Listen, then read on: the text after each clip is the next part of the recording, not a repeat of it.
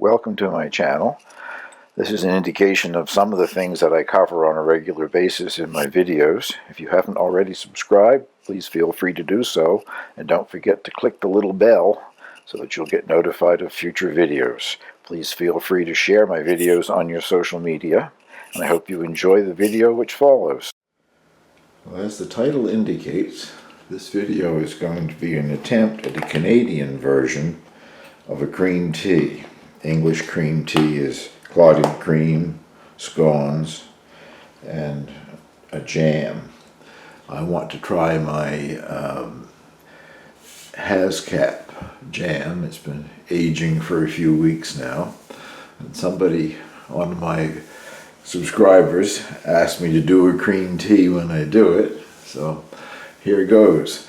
More about why it's a Canadian cream tea a little later. Instead of using scones, I'm going to make bannock, and talk about that a little later on, more about the bannock. But right now I'm using my Instant Pot to make clotted cream, which I made clotted cream once before, but I did it in the oven. I'm hoping it's a lot easier in the Instant Pot.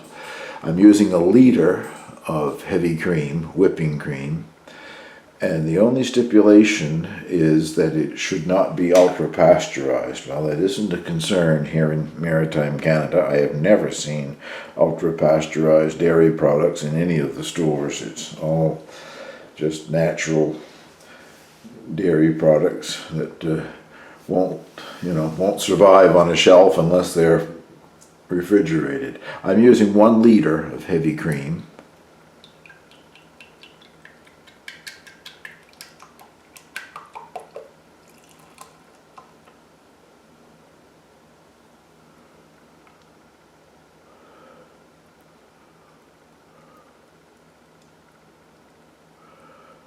Okay.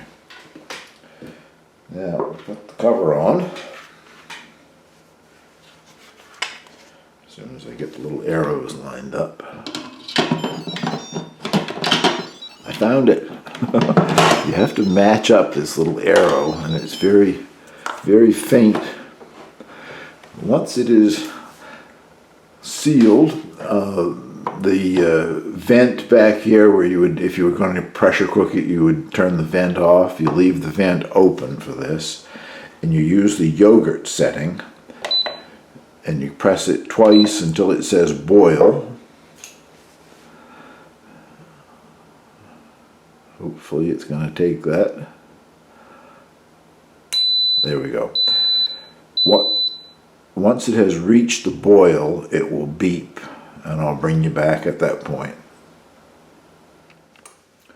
Still waiting for it to come to a boil, but what I meant to say is I will put the link to this method or recipe, whatever you want to call it, below the video. Not that you would need it. It's pretty simple, especially if you have an Instant Pot. And you can also do this in the oven. You should set your oven, if it's possible, around 180 degrees and follow the same process. Hasn't gone to a boil yet, but I think it should happen any second. I've been sitting here watching it because I don't want it to do any long boil and ruin the cream.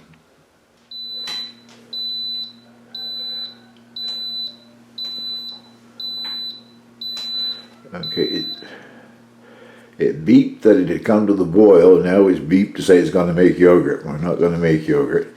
We now switch it to the keep warm cycle. And my pot is called an Instant Pot Duo. It's in the Duo series. I don't have a clue what that means, but there are many different kinds of Instant Pot. In this particular one, there are 3 settings here for keeping warm. One's called less, one's normal, and one's more, and I'm using more. The other 2 are quite cool. So we want this to run now for 10 hours. It's just gone 11 a.m. So it will be 9 p.m. this evening when this has finished its 10 hours. So I'll bring you back in 10 hours time. Well, it is almost finished. It's 10 hours, just got a few seconds there to go. Once it has finished the 10 hours, it shuts off automatically. 10 hours is all it will do. You could reset it and do more if you wanted to. But now I have to open it, take out the pot from the inside, and set it on the counter to cool to room temperature. And once it's cooled to room temperature, I can cover it with plastic wrap, and it gets refrigerated for 12 hours before you do anything else. So I'll give you a look at it as soon as I get it on the counter here. Well, it's gone a nice, almost lemon yellow color. And I'm not going to shake it, but it wobbled when I was moving it. It's like a very soft custard at this point. So we have to let it cool completely to room temperature. Then I'll cover it with plastic wrap, and it gets refrigerated for 12 hours. So it's 10 past 9 now. By the time this cools down, it'll be 10:30 or so. So 10:30 tomorrow morning, it'll come out and we'll see what it looks like. Okay, it's had its 12 hours in the refrigerator. And now you skim off the top part and leave as much as possible of the liquid down below. But if you get a little in your part that you're taking off, it isn't a problem. And you may think that what you're seeing there is certainly not looking like clotted cream. Well, stay tuned.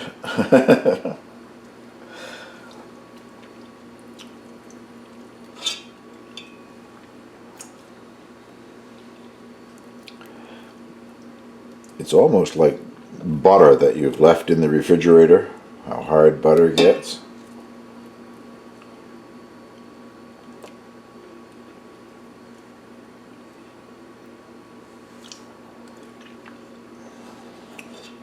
The bits that I'm licking off my finger taste very good though. Yummy. What's not to like about cream, huh? Now the milk or whey or whatever you want to call it that's left over, they suggest in this particular method you could use it to make your scones or anything else that you're cooking. It requires some milk. I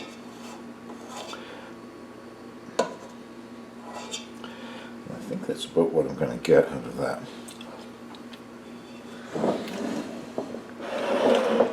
Here's the bowl full. In the interest of honesty here, this is my second batch that I've made here in the Instant Pot. Had all kinds of trouble with the first batch, and that is what it turned out like. Beautiful. And it was just like this. I'm going to show you what I did to make it look like that. The problem I was having, I didn't have it set over on that third setting, so it really wasn't warm enough. And when I discovered that, it had been in the refrigerator even. I took it back out, put it back in the Instant Pot, and let it go for another 8 or 9 hours on that higher setting, and I got a product that looks just like this, which I was disappointed with, thinking there's no way you could make that into clotted cream.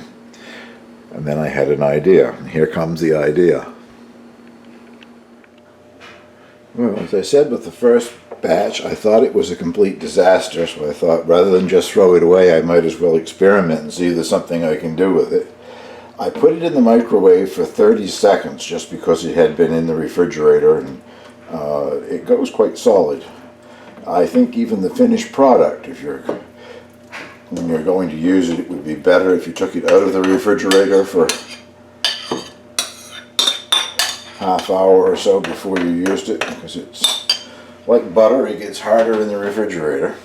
That's been in the microwave also for 30 seconds. And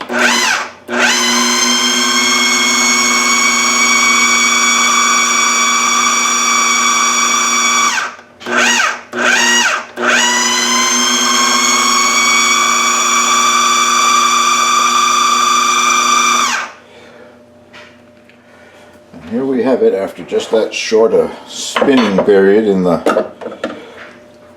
food processor.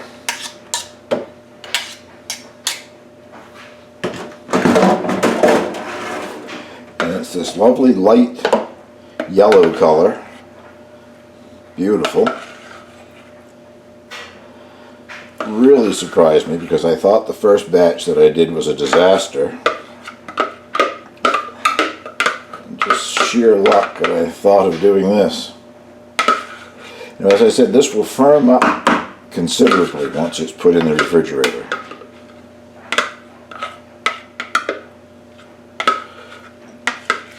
But it's the best clotted cream I've ever made. Not that I'm an expert at clotted cream making, but I have done it a few times in the past. So if you have an Instant Pot, I'd give this a try.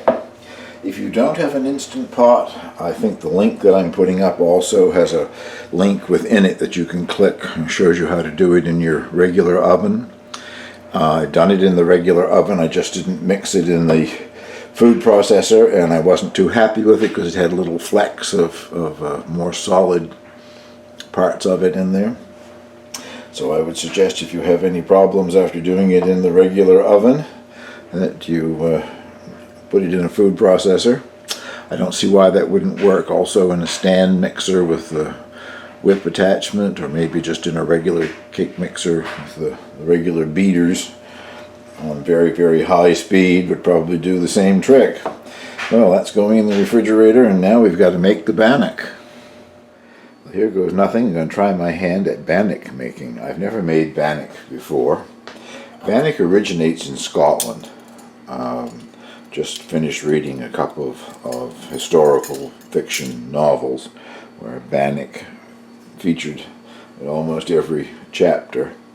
The 17th century, 17th century, I guess, wars in Scotland, and they seem to be living on bannock, and theirs was being made with oats.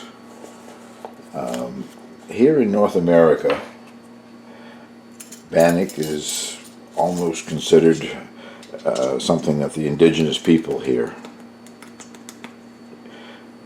eat, or ate, still eat, I guess. It was brought here, as I said, by the Scottish settlers. That was 2 cups of flour and 2 teaspoons of baking powder. But very quickly the indigenous people, the various tribes of indigenous people, took it over as one of their staples.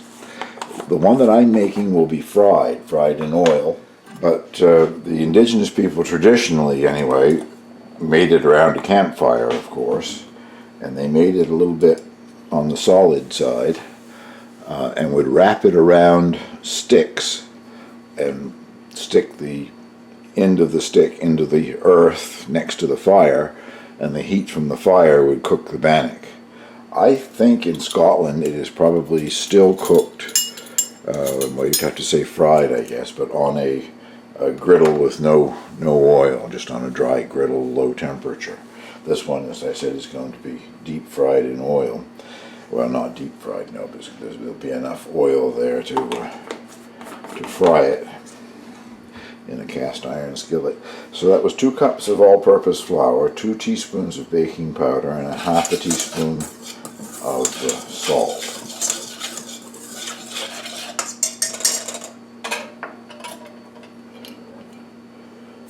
Now we add a tablespoon of olive oil. I'm not certain on grains. I know corn is a New World grain. So the indigenous people here had corn before they were invaded by the Europeans. I think other grains were brought from Europe. Maybe I'm wrong on that, I don't know. It was a tablespoon of olive oil, and now 3/4 of a cup of just tap water. I'll reserve a bit of that just in case that's too wet.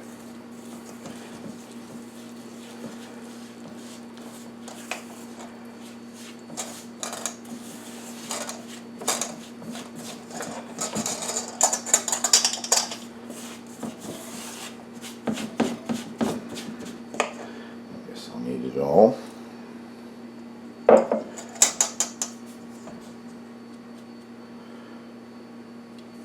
As Julia Child would say. Now with your impeccably clean hands, I'm going to bring this together.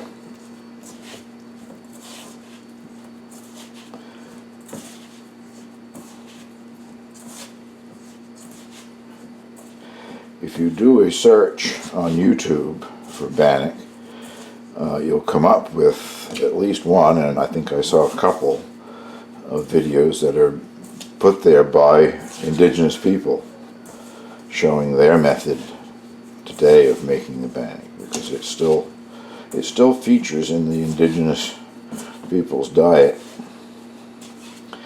used I think on special occasions and whatever. It's great when you're camping. It's a simple bread to make. Mine is a fried bread, but as I said, it can be baked or done on a griddle. Well, I think that's just about got it. It said to knead it about 10 times. I've probably done a bit more than 10 trying to incorporate all the flour, but I think that's good enough. We'll divide it now into 5 pieces.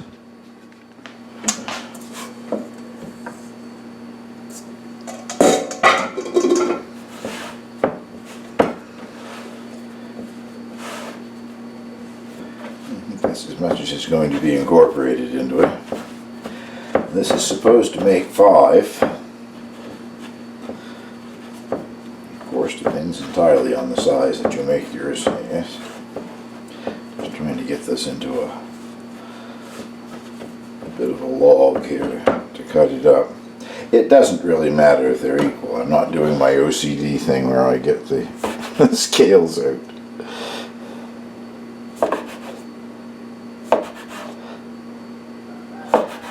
Some bigger, some larger, doesn't really matter. You want to try to get them into a bit of a ball at this stage. As you know, there's no yeast in it, but the baking powder should make it rise a bit in the oil.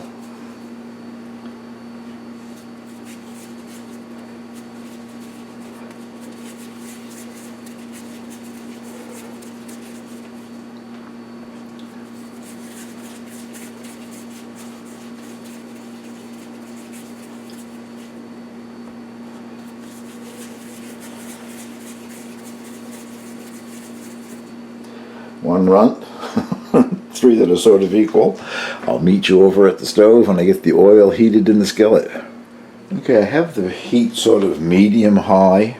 You don't want it to be too hot because they will brown very quickly on the outside and still be raw in the middle. So I'm just sort of stretching this out a bit.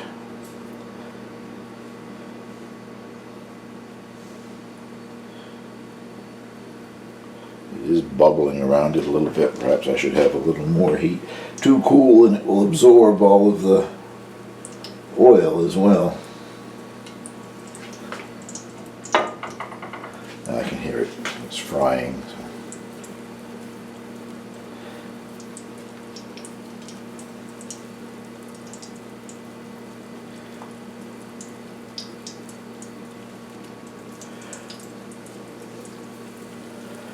Just do 3, I guess, to start. 3 that sort of look like they were the 3 largest. Maybe they would cook in the same length of time. Well, I'll bring you back when I think it's time to turn these. Well, they've been a few minutes on that side and they have risen a bit. And at least this first one that I put in, I think is ready to turn.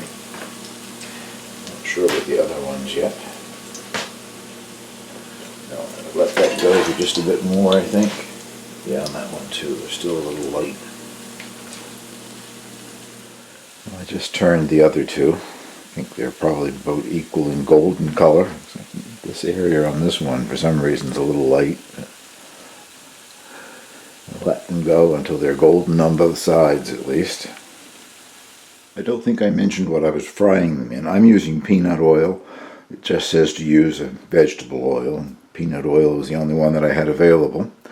And I just finished cooking all 5 of them. I cut one of the thicker ones in 2 just to see if it was done all the way through, and it is. So I feel better about that. So let's have some Canadian cream tea. Well, for a Canadian cream tea, you also need Canadian tea. I have talked about this brand before. This is not a paid product placement here. I don't do that at all. But that's King Cole tea, an orange pekoe tea, as you can see at the top there. Put up by Barber's, which is a company in St. John, New Brunswick. I haven't checked in late years, but I think it's probably still the same. They only sell this in maritime Canada. At least in the past, I've heard many stories of people from the Maritimes who have moved further west in Canada for employment or whatever, and can't find King Cole tea, and the family back here in the Maritimes is supplying them with King Cole tea. It's my favorite Canadian tea anyway. I've recently had a gift of Yorkshire tea, which was also excellent, but for a Canadian tea, green tea, we're going to be drinking King Cole.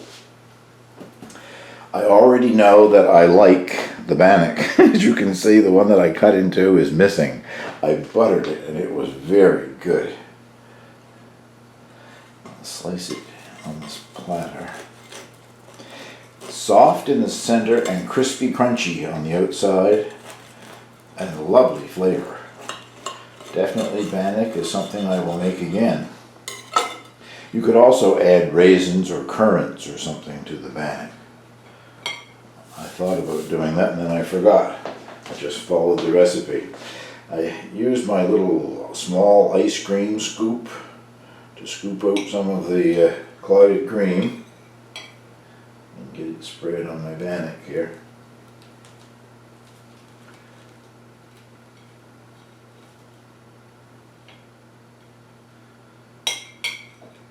Might as well have lots, right?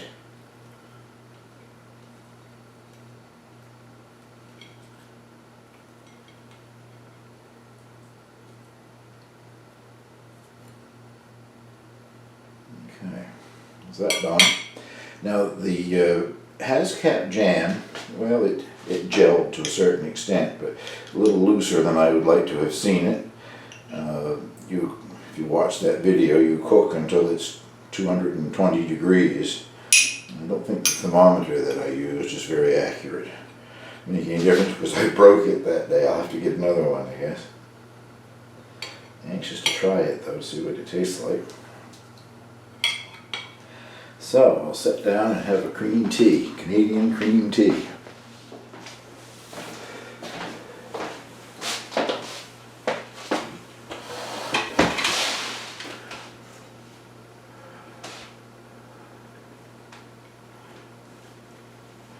I don't know if I look lopsided in that or not. I think the camera's on a bit of a tilt. But let's give this a try.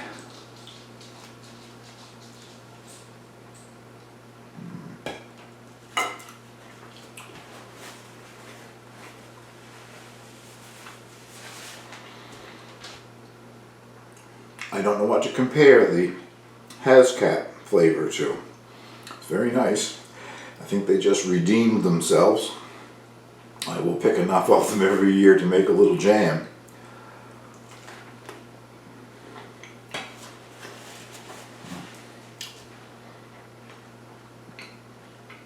Very good. With the clotted cream and the bannock. Excellent. I have a video here of making the Hascat jam. I did it what I call the old traditional way. I didn't add any boughten pectin like Certo is a brand name here. I have somebody standing in the doorway who would like to try this too, I think. Come on over, Angel. Come on. Come on. I don't bring the cake. No, she's sitting. She won't get up into the photograph here. Into the video, rather. But it is Angel approved. Really like that maybe. I have to get my girl in the picture here. Have your green tea, babe? Sort of swallowed that like a pill. I think the way the tongue's coming out, it must have tasted pretty good though, huh? I don't know what I was talking about before I called Angel over. Oh, I guess the video that I made the Hazcat jam did it the traditional way without pectin. And you just sugar and the berries that you're doing, and you cook them until they reach 220 degrees Fahrenheit. And that's what I did, but as I said, I don't think that thermometer was terribly accurate. I'll get myself a new thermometer before I try that again. Well, I hope you will try a Canadian cream tea. If you haven't got Hazcat jam, you can probably buy it in a store somewhere, but any jam would be good. The clotted cream is wonderful, and I really like the bannock. Thank you very much for watching.